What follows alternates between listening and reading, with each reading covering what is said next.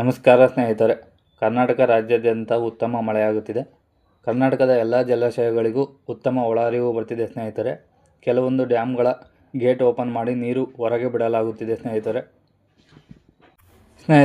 ಇದೇ ರೀತಿ ಉತ್ತಮ ಮಳೆಯಾದರೆ ಭದ್ರಾ ಡ್ಯಾಮ್ ಬೇಗ ತುಂಬುತ್ತೆ.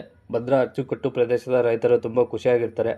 ಮತ್ತು ಭದ್ರಾ ಡ್ಯಾಮ್ ಪ್ರಾಧಿಕಾರದಿಂದ ಬೆಳೆಗಳಿಗೆ ನೀರು ಹರಿಸಲು ಬೇಕೋ ಬೇಡವೋ ಅಂತ ಚರ್ಚೆಗೆ ಸಿದ್ಧವಾಗ್ತಾರೆ. ಸ್ನೇಹಿತರೆ ಬನ್ನಿ, ಇವತ್ತಿನ ಡ್ಯಾಮ್ನ ನೀರಿನ ಮಟ್ಟ ಎಷ್ಟಿದೆ ಅಂತ ನೋಡೋಣ. ಡ್ಯಾಮ್ ಲೆವೆಲ್ 154.5 ಇಂಚ್ ಇದೆ ಸ್ನೇಹಿತರೆ. ಡ್ಯಾಮ್ನ ಕೆಪಾಸಿಟಿ 71.535 TMC ನೀರು ಸಂಗ್ರಹ ಮಾಡಬಹುದು.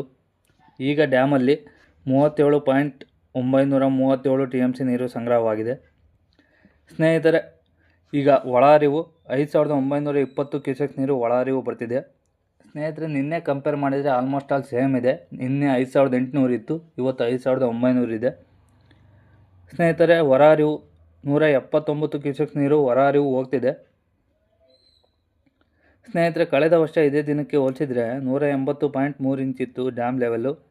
ಆವಾಗ ಒಳಹರಿವು 18,546 ಕ್ಯೂಸೆಕ್ ನೀರು ಒಳಹರಿವು ಬರ್ತಿತ್ತು. ಈಗ 5,920 ಕ್ಯೂಸೆಕ್ ನೀರು ಒಳಹರಿವು ಬರ್ತಿದೆ. ಹೋದ ವರ್ಷ ಈ ವರ್ಷ ಕಂಪೇರ್ ಮಾಡಿದರೆ ಮಳೆ ತುಂಬ ಕಮ್ಮಿ ಇದೆ.